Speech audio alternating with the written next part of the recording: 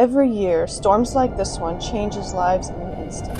No warning, no mercy, just damage, and a clock that starts ticking the second the water rises.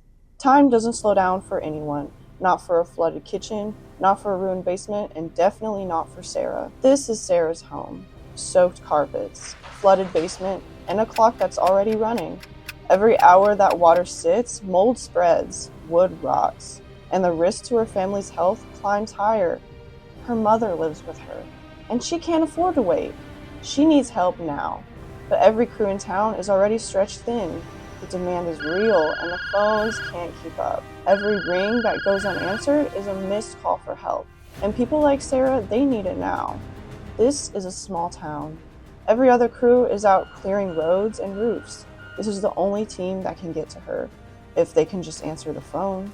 What this team needed wasn't more hands, it was Kate AI. With Kate AI, every call gets answered. Every quote goes out in seconds. Every job gets booked instantly.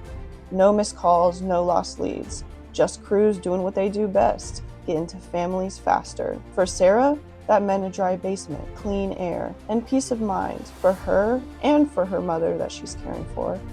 Kate AI didn't just save a lead, it helped save a home.